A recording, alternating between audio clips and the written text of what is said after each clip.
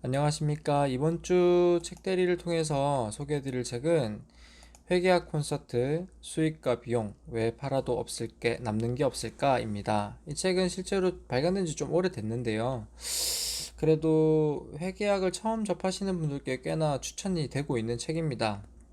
스토리텔링 방식을 적용하고 있기도 하고, 유키라는 주인공이 그 아버지의 의류회사를 상속받으면서 이야기가 시작이 되고, 여러 가지 경영에 관련된 의사결정을 하면서 회계 정보를 어떻게 활용을 하는지 이즘이라는 어떤 회계 컨설턴트를 통해서 배워가는 과정이기도 합니다.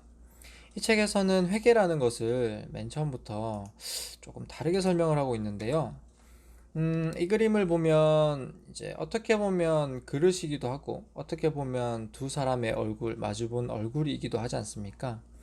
회계라는 것이 이제 동일한 정보지만 회사에서 적용하는 회계 기준과 해석하는 방식에 따라서 조금씩 다 다를 수 있기 때문에 회계에서 보여주는 정보 그 자체뿐만 아니라 그 이면에 있는 진실을 해석해내는 능력이 더 중요하다라고 얘기를 하고 있습니다.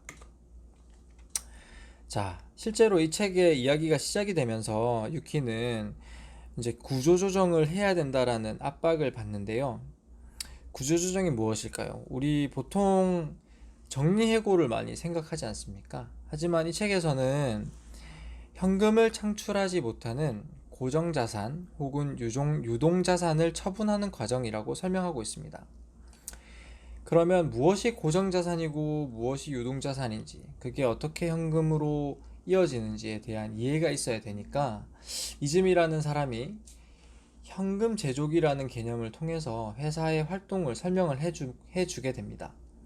회사라는 것은 일정 현금이 이 현금 제조기를 통해서 재료, 제공품, 제품, 외상 매출금의 형태를 지나 더 많은 현금으로 창출되는 활동이라고 정의를 하고 있고, 여기서 보이는 이 현금 제조기는 고정자산, 그리고 여기 보이는 재료부터 외상 매출금은 유동자산, 그리고 나머지 처음 들어가고 나왔던 현금을 이 현금으로 이제 정리를 하고 있습니다. 자, 그러면은 방금 전에 설명드린 그런 자산의 형태들이 이제 재무 상태표, 즉 우리가 흔히 말하는 좌변과 우변이 같아서 밸런스 시트라고 부르는 재무 상태표에 어떻게 나타나 있는지 여기에 보시면 잘 알 수 있는데요. 재무 상태표의 왼쪽은 자금, 현금의 운용 상황, 오른쪽은 그 자금의 조달처를 나타냅니다. 자금은 상환 의무에 따라서 타인 자본, 외상 매입금, 미지급금, 그리고 차입금 등의 부채 등과 자기 자본, 이제 순자산, 자본금, 자본잉여금, 그리고 회사의 이익인 이익잉여금으로 분류가 됩니다.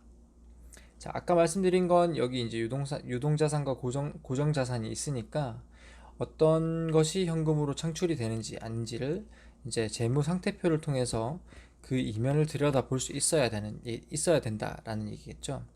그러면은 이 다음 이제 유키라는 주인공이 던진 질문이 무엇이냐?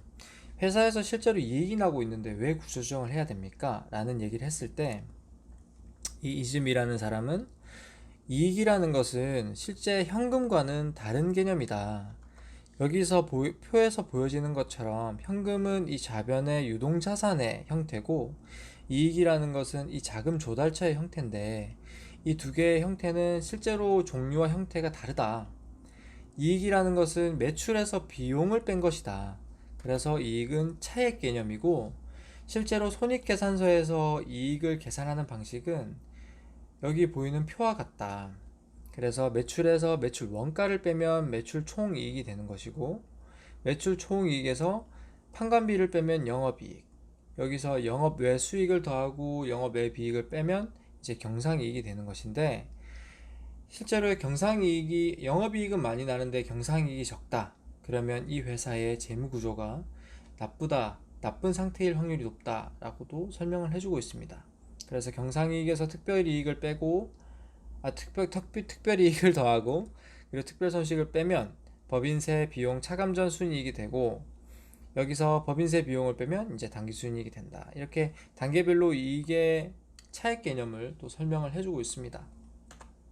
실제로 이런 식으로 스토리가 전개가 되면서 실제 회계 정보랑 정보가 어떻게 활용되는지를 이 책에서는 잘 보여주고 있다는 말입니다. 그래서 한계이익, 경영순환 주기, 차액 원가 수익 분석, 역분식, 분식회계 등 사실 이름만으로는 들었을 때 이해가 어렵고 잘 알지 못하는 개념들을 이런 스토리에 잘 녹여서 설명을 해주고 있습니다. 한정된 시간에 모든 걸 다 설명드리기에는 무리가 좀 있어 이제 도입부에 어떤 식으로 스토리가 전개가 되고 회계에 대한 개념이 어떻게 녹아들어 있는지 이 정도로 간략하게 좀 설명드려 보았습니다. 이번 주 책대리는 녹화에 문제가 있어가지고 라이브는 편집을 하지 못했고 아카이브만 올려놨는데 다음에 조금 더 이제 양질의 컨텐츠로 여러분들께 찾아뵐 수 있도록 하겠습니다. 이상입니다. 감사합니다.